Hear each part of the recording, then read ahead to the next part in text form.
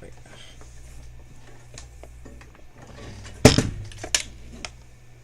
With help of the darn thing. There we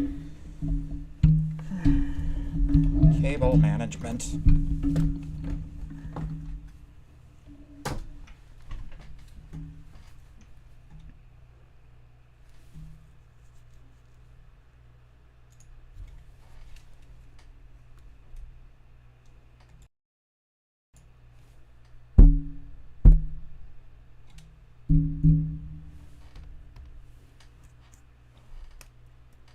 Okay, that seems to be it. Microphone 3.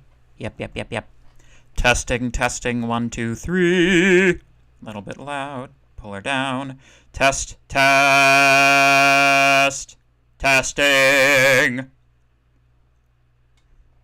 A, B, C, D, E, F, G. La.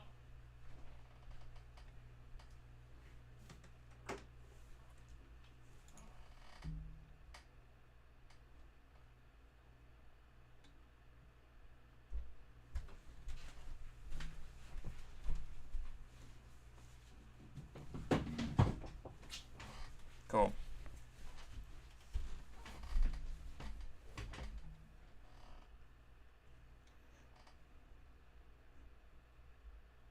All right. Yeah, rip headphone users indeed. If you, you're gonna get used to this semester. This is just gonna be the way things go. Good. Eat the mic, yes. B flat, I don't know. Who knows?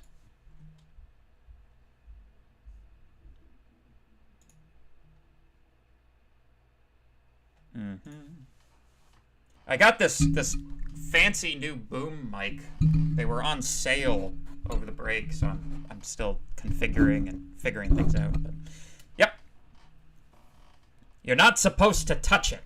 I know that much. All right.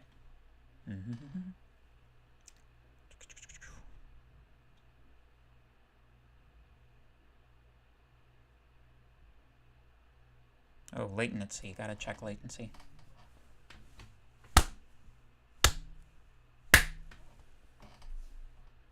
Actually, latency looks pretty good.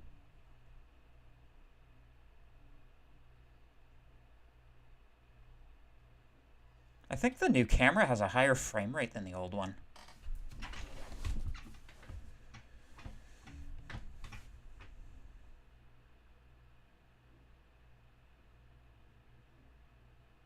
Okay.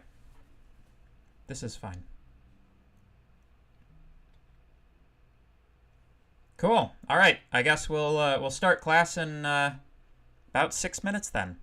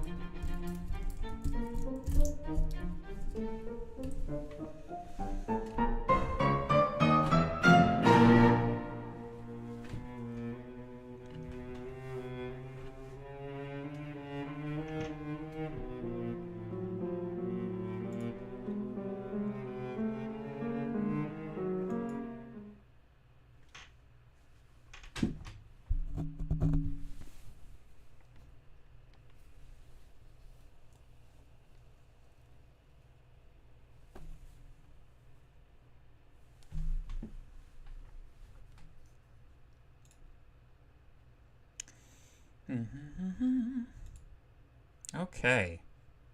Hello, everyone. Nice to see our 115 viewers. Oh, 119. I tell a lie. Nice to see all of you here today. Welcome to the platform upon which our lectures are typically going to be taking place this semester. My apologies again for the technical difficulties we were having yesterday, which forced an impromptu switch to Teams. Those of you who may have noticed, if you'd like to go back and watch that lecture that we did yesterday, basically I was just going through like the first half of the syllabus. Hello, everybody. Good morning. Yes, indeed. So, the first half of the syllabus, we kind of went over that yesterday. I'll go over it again today. Well, briefly. I'll briefly go over it again today. It is my expectation that if you want to know how this course goes, you will go on to YouTube and watch it. I took the file, I uploaded it from Microsoft Streams, and I plunked it onto YouTube. I made it an unlisted video, so to get at it, you have to find the link that's in the Avenue announcements page, or announcements feed. Generally speaking, I will be using the Avenue announcements feed for all important stuff like that, so, yeah. Oh! All these viewers and only 8 likes, and it goes up to 22. Thank you very much. Thank you very much. Yes, like and subscribe. Everybody should subscribe to this podcast. So, yeah. So, generally speaking, these things are going to occur as unlisted videos. This is to keep the internet randos out, so that the chat doesn't turn completely toxic. It actually only takes like one person to completely ruin the character of chat in one of these things, as I found out last semester. So, oh, let me see. Yeah, okay. Okay. I can see my face going on. That's good. Get it to 100 likes. Ooh! 45! My goodness. 49! Ah! If we can get it to 10,000 likes, I'll, I don't know, recite Proust or something. I don't even have Proust. I shouldn't make promises I can't keep. Anyway, I'll recite Dostoevsky or something. Or Shakespeare. Anyway. So yeah. The links... I will generally make it a habit to upload the links for a week's lectures to the Avenue announcements page on Monday, so that you guys have the links for the week. I had technical difficulties with the stream yesterday, if you're just joining us for the first time today. The technical difficulties that I had with the stream were related to some update to the code base that YouTube made over the break. Basically, what was happening is when you go into YouTube and click Go Live, it'll automatically dump you into a newly created live stream portal, kind of like the one that you're viewing right now. The problem was that I was having like a stream key conflict between an instance of the this sort of test the default stream window and the one that I wanted to run, and like that was preventing the key from updating to the new code base somehow. But basically, if I deleted everything, remade everything, I turned it off and on again, and everything worked. So yep. Good morning to everyone in the chat. Hello, hello, hello. So yeah, that's about the long and the short of it. If you'd like to see yesterday's lecture, I've uploaded it so to this channel. So just oh man, this microphone interferes with my gesturing. I'm not sure if I can handle this. Might have to do it up. Anyway. So, for the link that we sent in chat, can we save them somehow? I'm not sure what that refers to. Or if you're referring to Python Tutor, no, you have to, like, save that code externally. But anyway, we're going to get into it.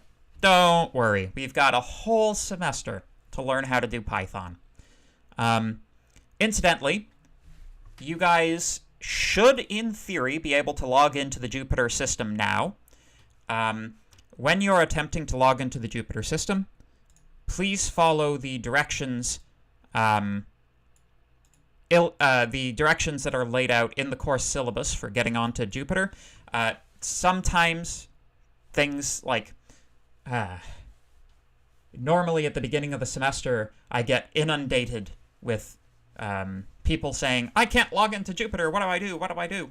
And so I produced this sort of checklist of troubleshooting things, which will assist you in logging into the Jupyter server. Please follow this procedure when trying to get in there. Yeah. Your accounts should be created. You won't see any assignments. We haven't got the assignments posted just yet, I don't think. If we have them, then we need to fix it. Something like that. I don't know. We're still in the process of setting it up, but if you please don't, like, if you can see any assignments to fetch, don't fetch them right now. Those will be last semester's versions. We'll have updated new ones for you that will be dropped throughout the semester. So there you go.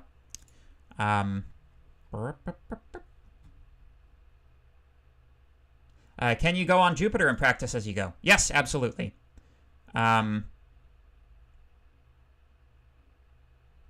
Yeah, so there should be coverage of how to get Anaconda and that sort of thing in the tutorials, which will be starting next week. Next week, there's no you know what? We're gonna do the timeline and everything. But yes, you do need to have the VPN in order to get at Jupyter. Yeah, Mark has a tutorial section as well, so I think I heard him that he was going to do maybe a couple of special extra videos on getting this stuff set up, but, you know. Yep. Cool. So, there you go. Wonderful. Wonderful, wonderful, wonderful. So, let's continue on from where we were talking about the syllabus.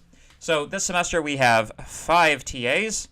Anna, Mark, Swale, Basil, and the other Mark. We have 2 Marks. In contrast to yesterday, I do have everybody's office hours uploaded now, so these office hours will occur through Microsoft Teams as team meetings.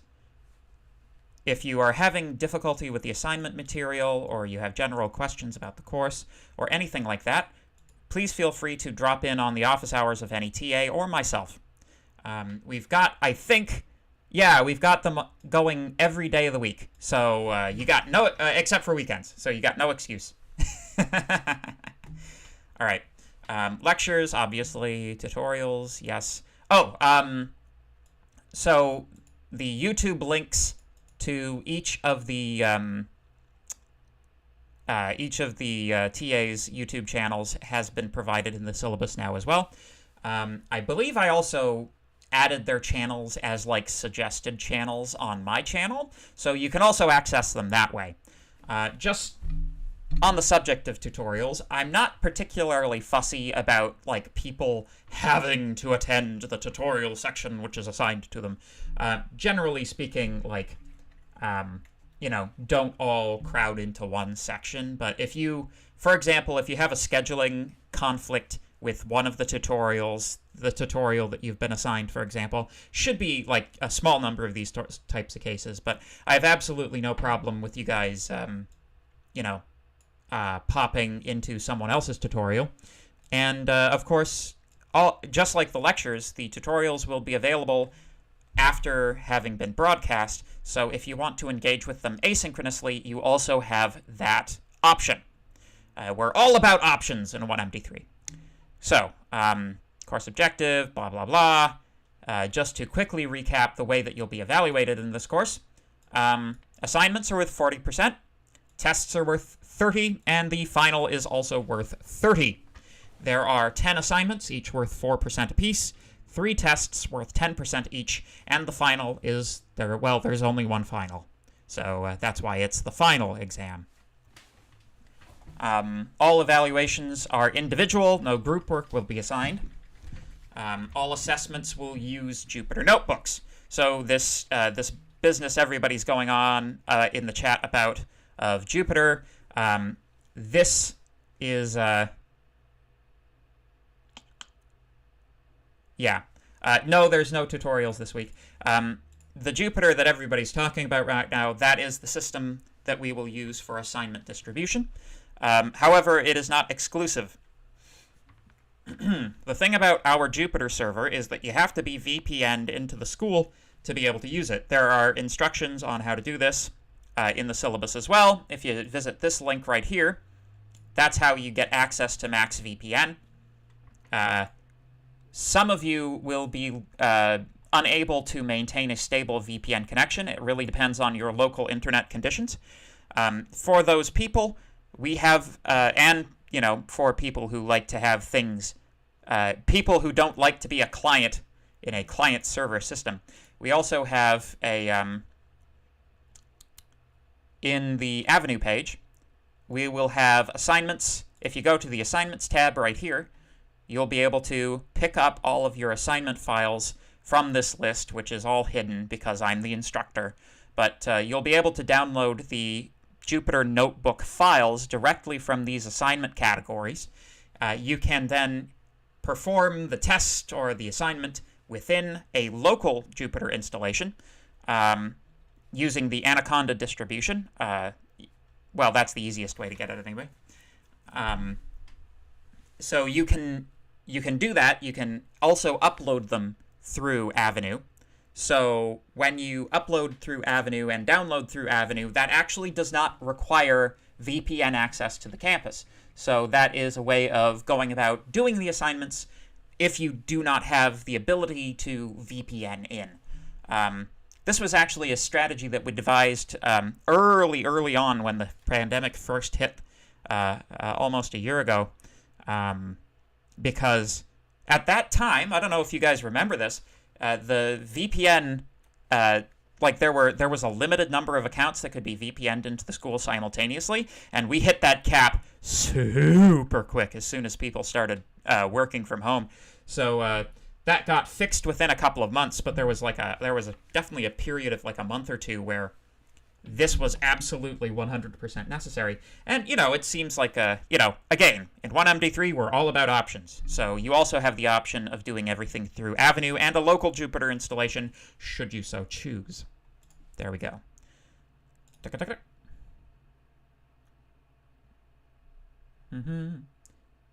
So there should be instructions on the UTS website about how to use the VPN. It's, it is what it is. I hope you'll forgive me. I don't really have time during lectures to provide this kind of level of technical support because we got to keep moving. But that's kind of what the tutorials are for. And don't worry, you don't need any of this really until the first assignment is due, which is a point in time that we're about to discuss. So, further notes about assignments and tests. Pretty much everything in this course has bonus marks, so it's possible to score really, really well in this course. Possible, but not recommended, perhaps. But the thing about the bonus marks, which is a common point of misunderstanding with students who take this course, the bonus marks are category limited. So if you get bonus marks on an assignment, those marks are applicable to assignments and not the tests or the final. Same thing with the tests. Let's say you got 105%, marks average on all of the tests. That category caps it at 100%. So the 30% is contributed to your final grade, but those bonus marks don't spill over into the other categories. You can think of it like bowls. You have 3 bowls: assignment bowl, a test bowl, and an exam bowl. And getting marks is like filling up the bowls, right? If you get more soup in your bowl than the bowl can handle, it just spills out of the bowl and onto the table. That's how it works. So let's review the MSAF policy for this course. Lots of people handle MSAFs differently, so this is how we do it. Invoking an MSAF for an assignment results in an exemption for that assignment. Invoking an MSAF for a test increases the weight of the other 2 tests to 15%. For the final exam, standard university policy will be applied, i.e. the policy on deferred examinations. MSAFs must be submitted online. I think that this is actually, I think you submit them through Mosaic now rather than through this link. But, you guys, I'm sure everybody who's taking this course is familiar with MSAFs and what they do. And if somebody isn't, I'm sure somebody in the chat is going to say what an MSAF is. If you, it's supposed to be a medical exemption. Like, if I get the flu and I can't do my assignment, it's like there's a policy in place to, sort of, so that you don't necessarily suffer academically more than you might have otherwise, if that makes sense. So, if you require accommodation beyond the scope of the MSAF-related policy, please email the instructor. Be advised that the instructor reserves the right to ask you questions and make a determination about further exemptions based on the answers provided. So, essentially, what I'm saying in this paragraph is, let's imagine a scenario where you fall down the stairs and break your leg, so you have to use an MSAF. You break your right leg, and then 3 weeks later, you fall down the same set of stairs again and break your left leg. And then you were like, well, It would be super, super nice if I could have an MSAF right now, because I also broke my typing wrists. And it's hard to program with no wrists working.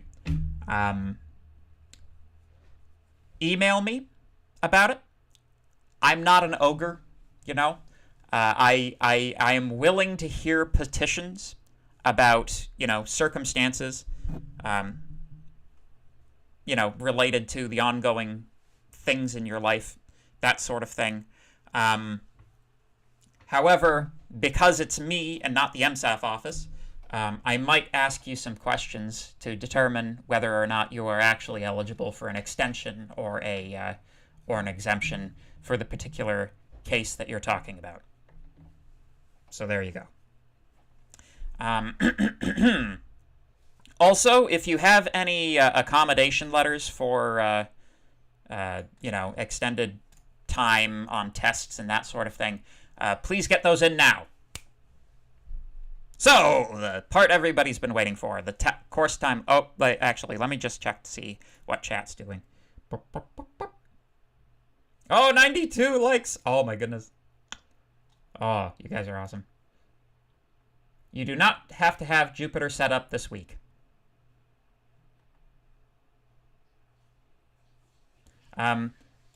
It will be obvious to you if the assignment is in the correct format because of the system in which it's being done. But, yeah. Maybe after the lecture we can see the cat again. Let's get work done first. Okay. So, the course timeline. Note, the instructor reserves the right to modify the information stated below as particular circumstances arise. All such modifications will be indicated in both class and on Avenue. The last day of classes this semester is April 15th. So, week 1, that's us right now. We're doing course overview and introduction. There are no tutorials this week. So let me explain to you how to read this. Week 3 is the week in which assignment 1 will be occurring. So you are intended to take week 3 to do assignment 1. Assignment 1 must be submitted Sunday at midnight of that week. So, assignment 1 will be due January 31st, I think. Yes. January 31st at midnight will be when assignment 1 is due. All right? Assignment 2 will be due February 7th at midnight. Test 1 will be occurring in week 4. Test 2 will be occurring in week 8. And Test 3 will be occurring in week 12. Because your professor is obsessed with the idea of divisibility. So, this is an overview of all the topics we're going to be covering throughout the course. We're going to have introduction, then programming and expressions, statement and control flow, structured data types, functions, abstraction, and recursion. Reading week, we're not going to cover anything, obviously. Numeric computation, testing and exceptions, permanent memory interaction, also known as file input-output, classes and object-oriented programming. We're ostensibly taking 2 weeks to cover it. It's a pretty major topic in programming in general. However, your humble professor generally likes to think of this, particularly the second week here, as catch-up week. Because we're probably going to be behind in the lecture material according to this, at least by a couple of days. We already are, actually. This is like catch-up week, catching the topics up to when they should actually be covered. And then we are going to cover graphing, time, and databases. And then in the final week, we will cover machine learning. We'll be doing a bit of a roughshod introduction to machine learning. Don't expect to be able to make the YouTube recommendation algorithm after having taken 1 week of this course. But yes. So the tests themselves will be occurring Saturday, February 6th from 9 a.m. to 9 a.m. on Sunday, February 7th. Test 2 will be March 6th at 9 a.m. to March 7th at 9 a.m. And Test 3 will be April 3rd at 9 a.m. to April 4th at 9 a.m. So this is a fairly important point. The tests and the exam are, let me explain the manner in which these are going to occur. Because it's like, what, 24 hours? It's like, yes, 24 hours. You have 24 hours to write the test.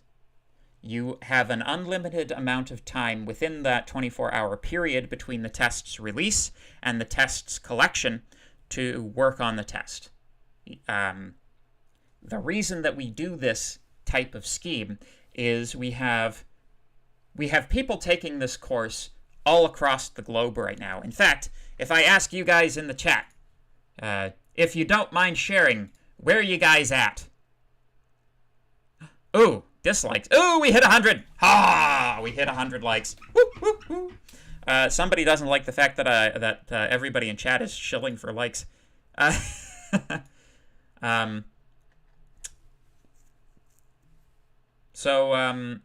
who knows?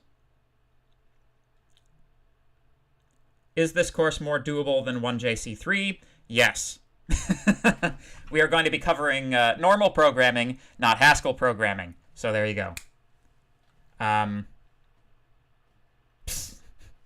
Okay, no, people... Hey, people have the right to be rude. Right? Ooh, New Brunswick. That's cool.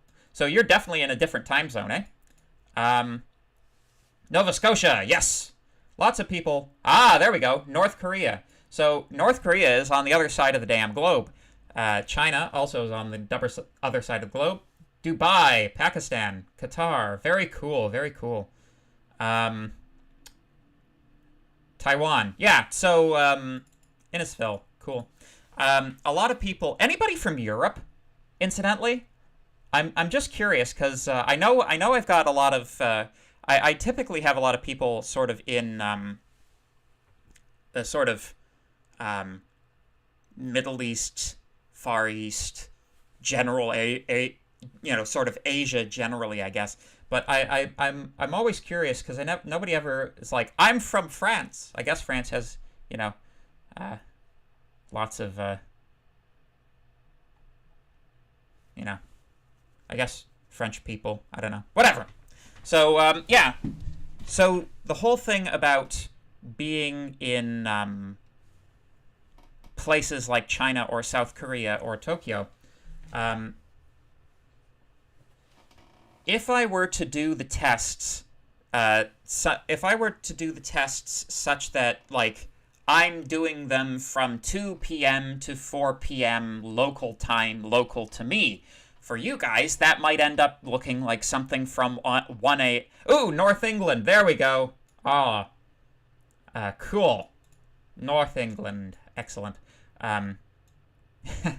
Cool. So, if you're living in Japan or something, 2 o'clock in the afternoon for me is like 1 a.m. for you, or something like that. So, it just seems like an unfair advantage to all of these people who happen to live in North America for them to have the test to start, at a time that's reasonable, and it's unreasonable for you. So that's why we have the 24-hour test writing window, because it doesn't matter where on this planet you live, you'll have a roughly, it might start at 4 in the afternoon and end at 4 in the afternoon the next day, but everybody gets roughly the same amount of time to work on the test regardless of their time zone. So, there you go. Oh, France has free college. No wonder what nobody's paying for this one. There you go. Yeah.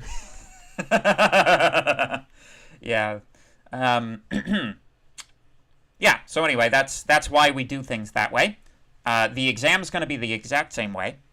So yeah.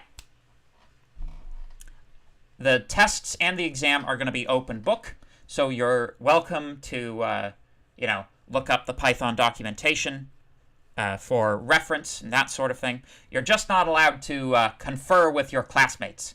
That's still cheating, so no cheating. And we are going to be using mechanisms to determine whether or not you're cheating. So I'll cover that. That's later on in this document. So for individuals with testing accommodations, extra time will be allotted in accordance with your accommodation plan. So if, for example, you get plus 50%, we consider it to be a 24-hour test, so you get plus 12 hours. Accommodation testing will be performed in accordance with the relevant McMaster policy documents. So, textbook. A couple of people were asking about the textbook. Weekly readings are recommended but not compulsory. The textbook used is John V. Guttag's Introduction to Computation and Programming Using Python with Applications to Understanding Data, 2nd edition, MIT Press, 2016. So, the book is available at the campus store, probably on Amazon as well, and, whatever proper format you want to get that textbook, please feel free to do so. Many online resources on Python programming exists, but in general they are not thorough enough to substitute a proper textbook. Another recommendable textbook is Python Programming: An Introduction to Computer Science, 2nd edition.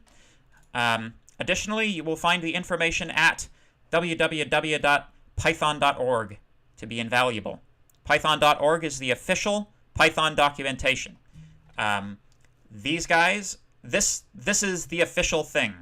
So if you want to look up what a function does, you can look it up here. You can actually use the Python interpreter as well, but, we're getting ahead of ourselves again. Some additional internet resources containing practice problems are posted to Avenue. These are not compulsory, but are fantastic practice and fun too. Whatever resource you use, ensure that it uses Python 3 and not Python 2. This is stuff like Coding Bat.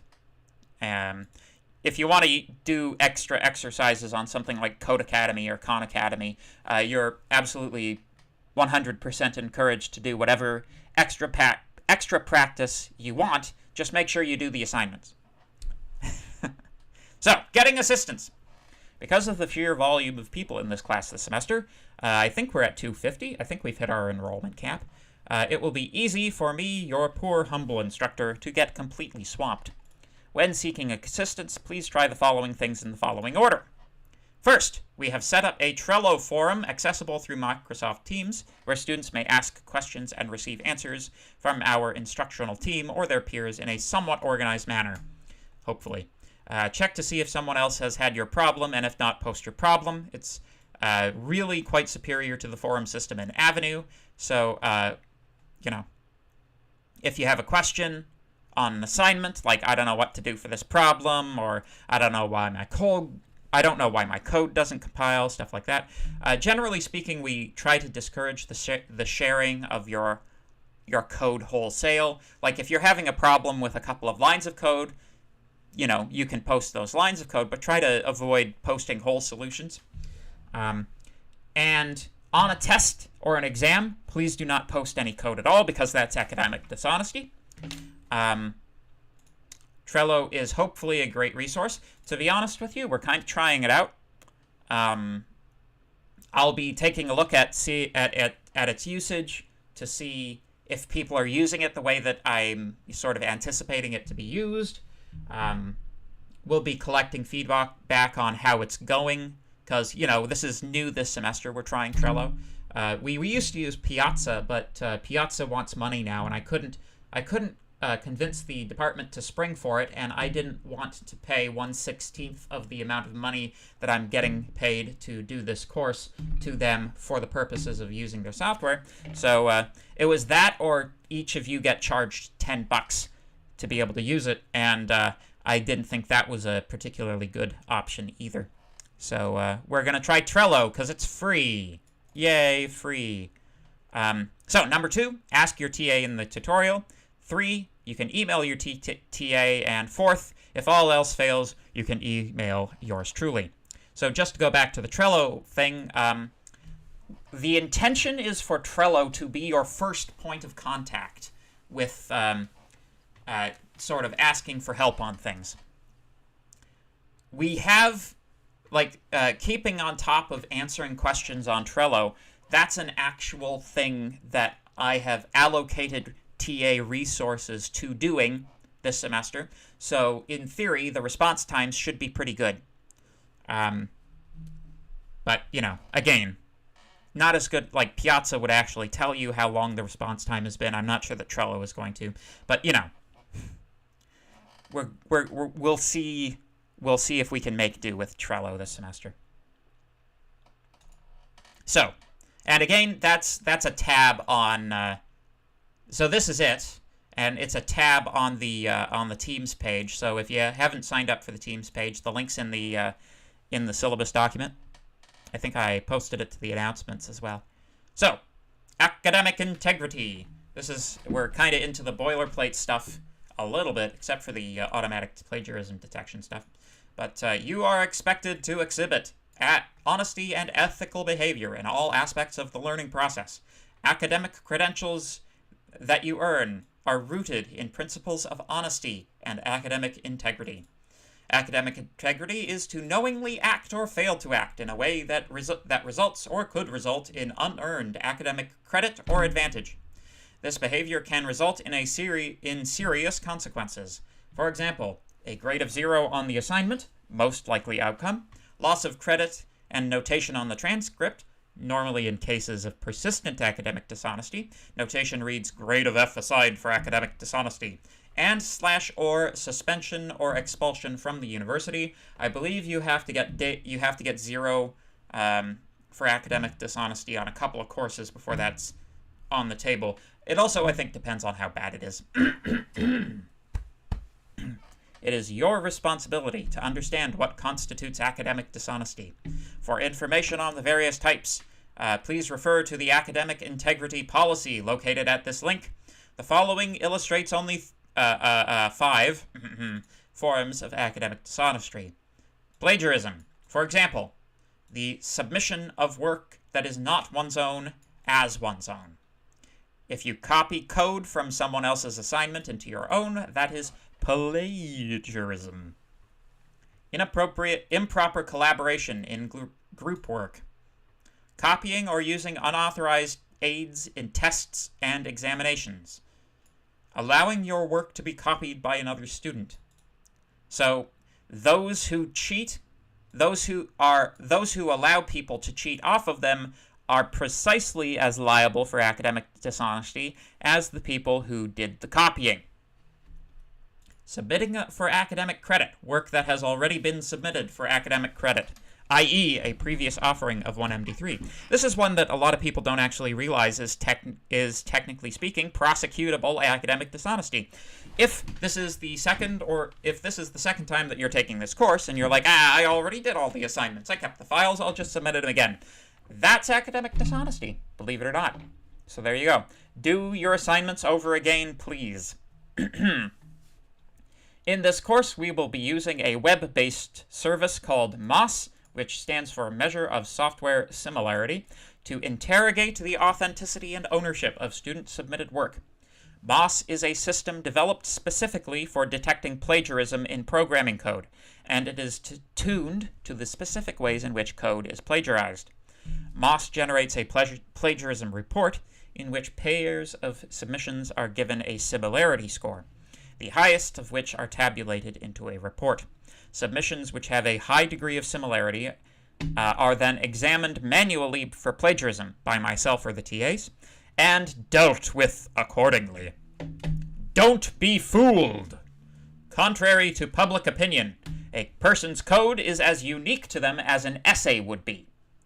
The argument, well, there's only one way to solve a problem anyways, will be dealt with by the swift wings and iron zero-giving fist of electronic justice.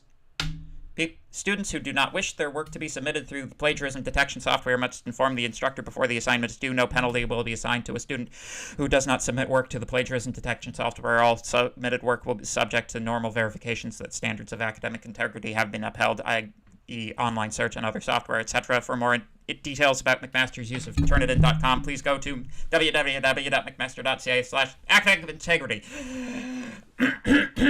So there you go. Some courses may use online elements. We will be using a whole bunch, see above.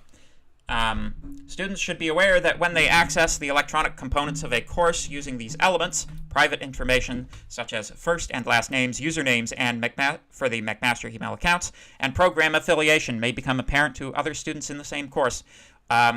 So basically, just keep in mind that, for example, if you want to comment on the slot, if you want to be part of the chat in the live stream on this course, you have to use a Google account. Any information that's personal that that's on your Google account can be seen by everybody else in the course. Keep in mind that the chat, I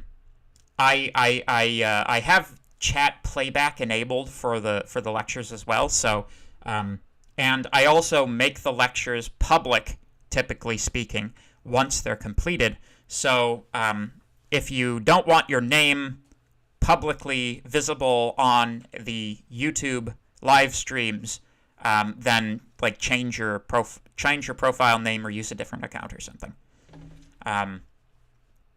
Same goes for Trello. Same goes for everything else.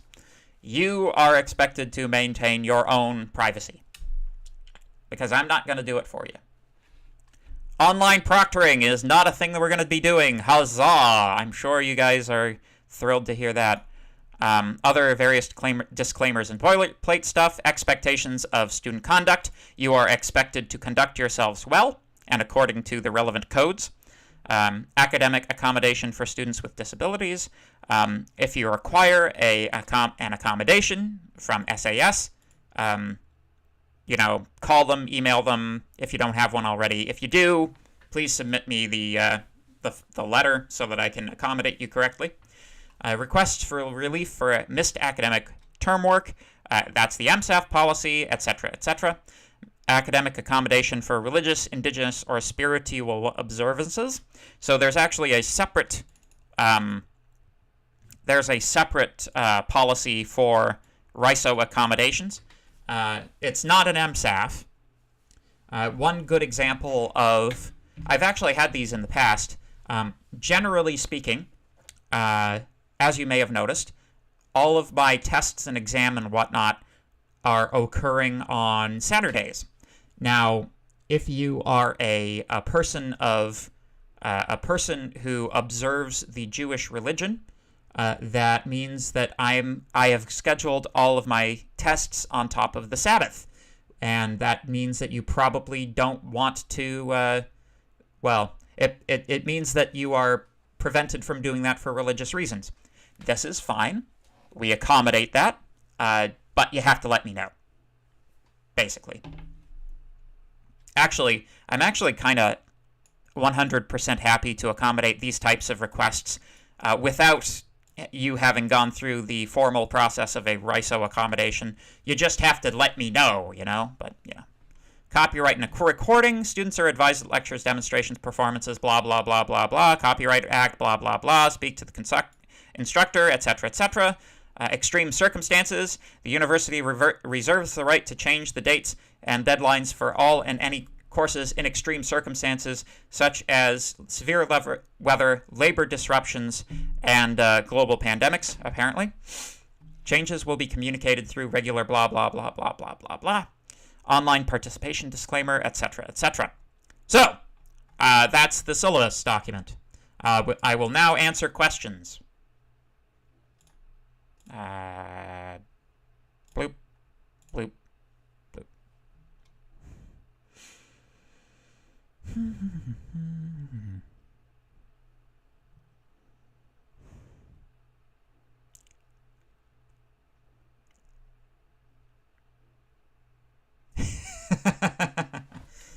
Okay, I'll try not to hit the mic.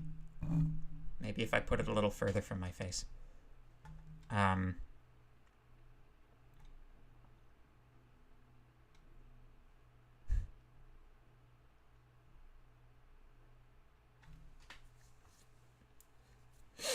So, to answer your question, but it's coding, so won't there be some similarities? Yes, of course there will be similarities. However, as I said, if basically it really depends. The thing about coding is that what one person solves in 3 lines of code, someone else might solve in 30. I do mean it when I say that your code is as unique to you as an essay would be. Like, if everybody's writing an essay on one particular topic, obviously there are going to be similarities, you know. But, you know, don't worry. We've got software that's good at picking up actual copying from, you know, not actual copying. Yeah, we're not proctoring the tests. So,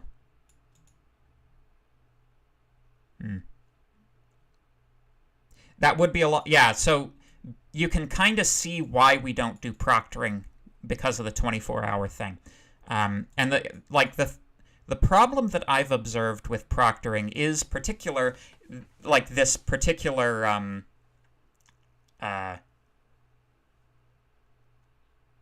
this time zone issue. I don't think proctoring really handles it very well. I don't think it's fair or just for a person to be expected to write for people to be expected to write a test at 2 o'clock in the morning, local time. You know, because it's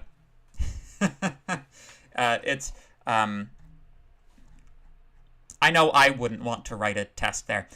Basically, oh, what was I going to say? University kind of already implicitly encourages enough of an unhealthy lifestyle. I don't want to further contribute to that with my course. Are the answers for test exact values or values within a range after coding an answer? So, generally speaking, we're looking for exact answers in the test cases.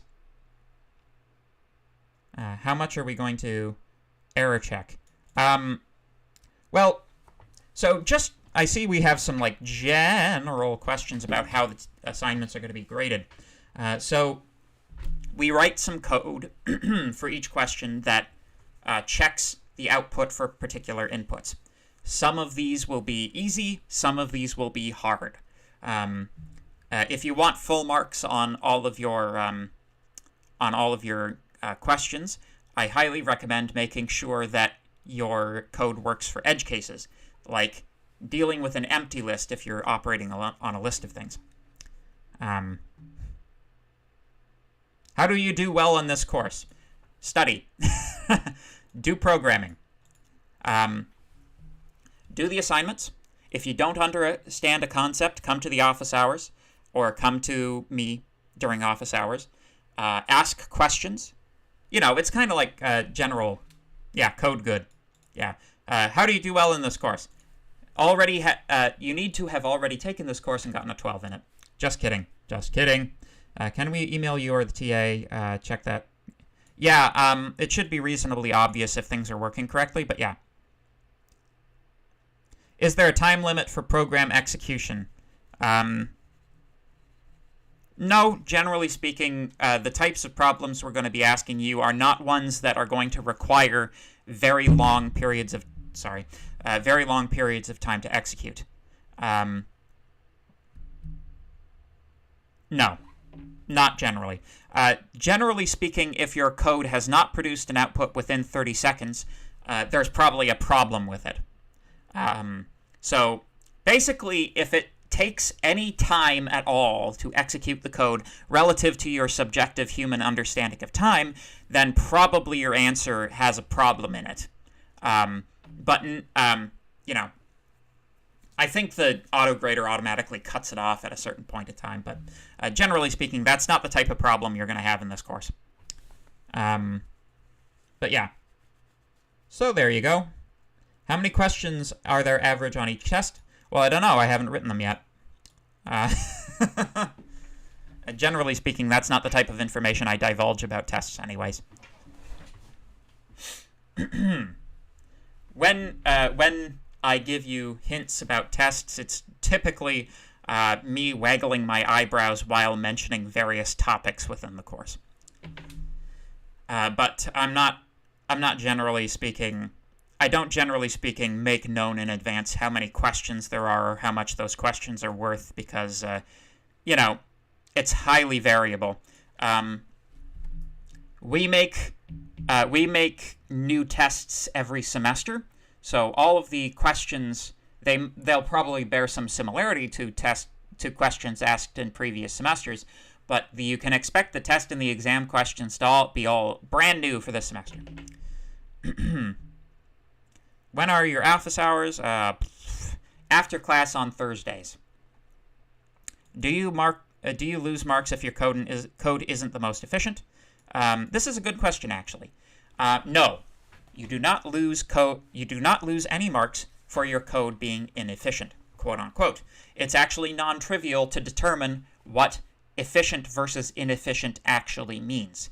Just because you've written a shorter program doesn't necessarily mean it's more efficient. Lines of code can be a good heuristic for determining how efficient code is, but it's not. My email is also in the syllabus. I'm not going to say it on stream. There are practice tests already up on Avenue. Yes. The actual course material starts next week. Nope. Actually, we will be starting with the first lecture we'll be starting this set of slides on Thursday. Not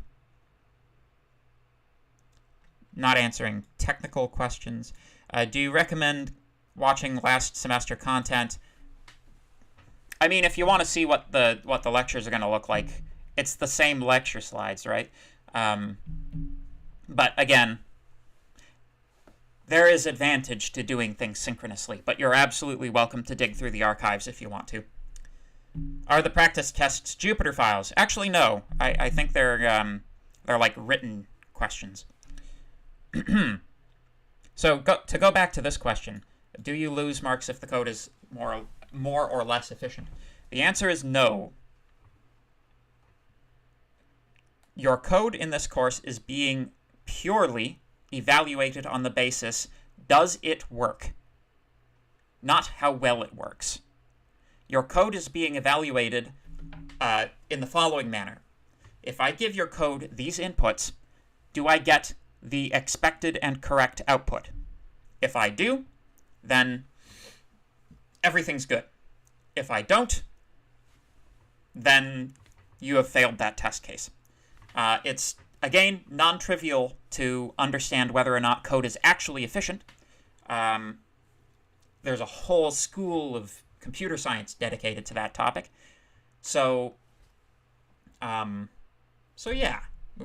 Jeez. Sorry. Keep hitting my mic. That's going to be the new annoying thing.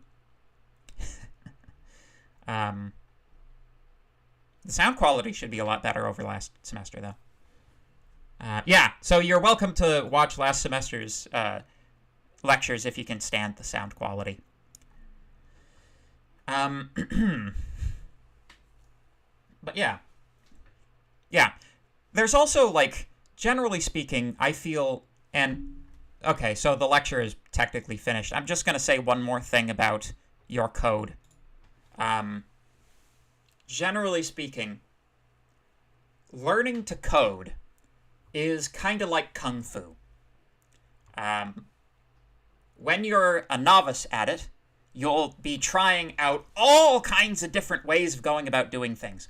And as you hone in on being a master in your particular style, what happens is your code begins to more and more resemble master's code.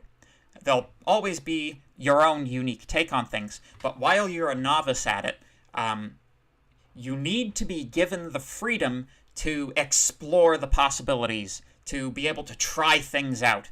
So we're not going to penalize people who are exploring how to code, basically.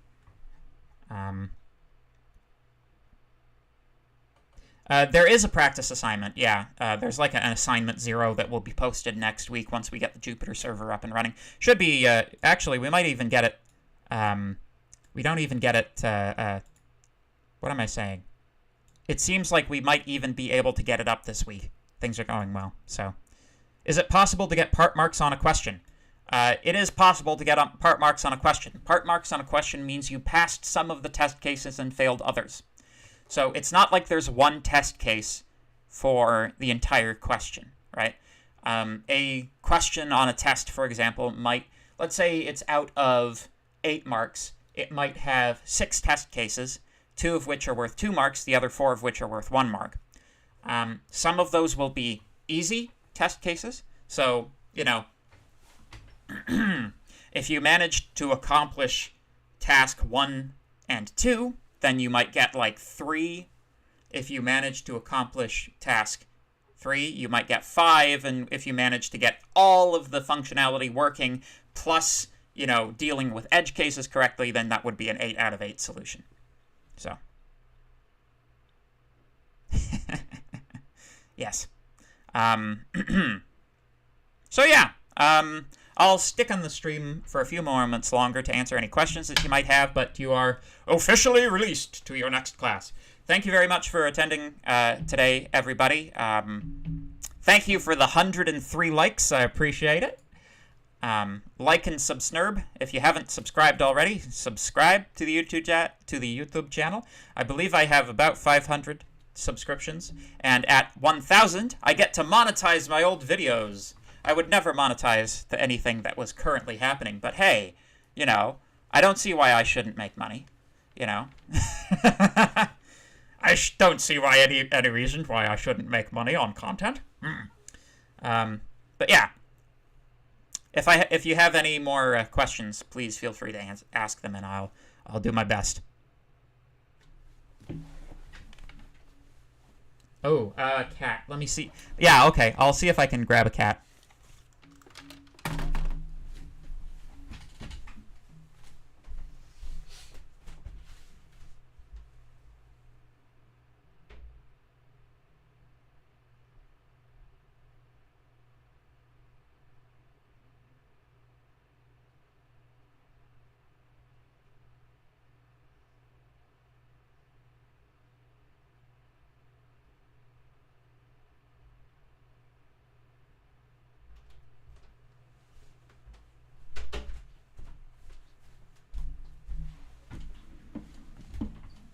Hello.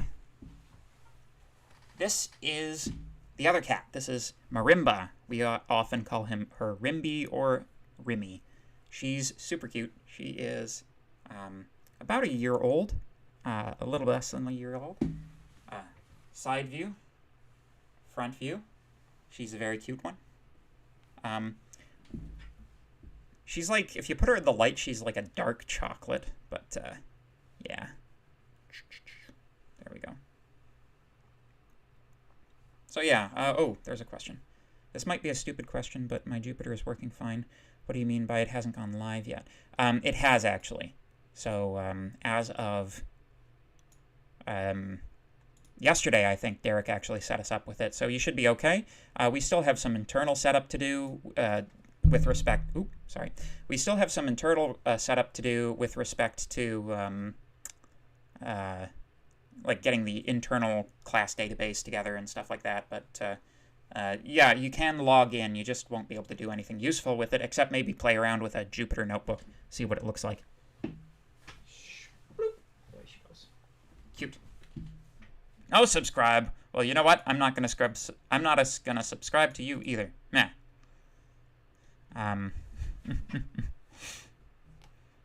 Hey, what? I ain't doing no stuff. Nothing sus here. Back view. No. She does have an extremely fluffy tail, though. Yeah. Like, we have the assignments that we just need. There's like an internal database in the Jupyter system that our TAs are going to be attending to and managing. So, like, the student database, the internal student database has to be populated, the assignment database has to be populated, and, you know, in addition to that, there are some updates that we're going to be making to the actual assignment files this semester, so, yep. If we have a question about Jupyter setup, do you go for a tutorial? Yes. This is a topic that will be covered in tutorial next week.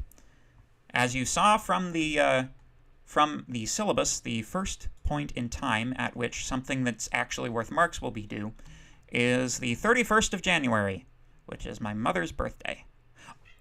Oh, I forgot to mention the thing I was going to mention. Oh well, I'll mention it next day, tomorrow in class, or Thursday in class. So yeah, cool. Yup. If there are any more questions, I'll answer your questions. Oh, I closed the door on her.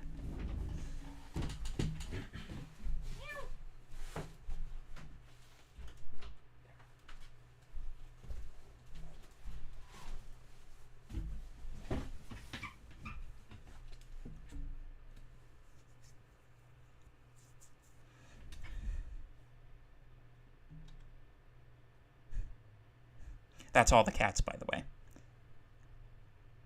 That's both of all of them.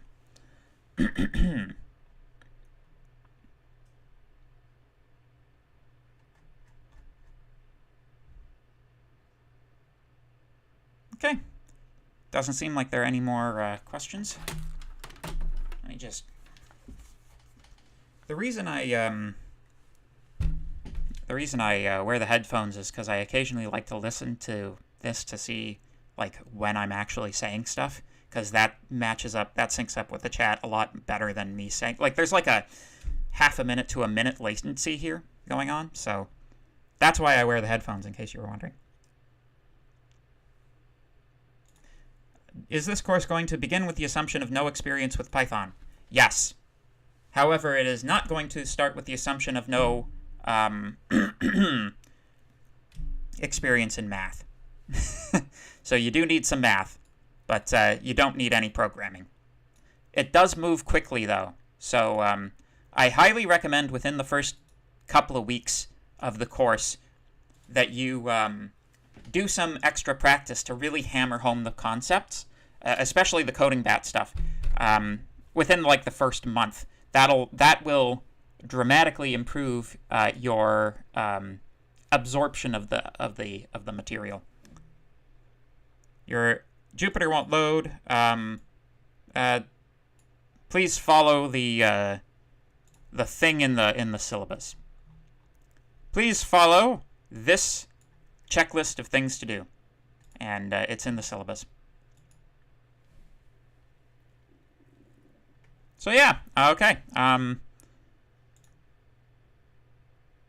think that's everything for today. Thank you very much for your time and attention, folks. I'll be seeing you on Thursday.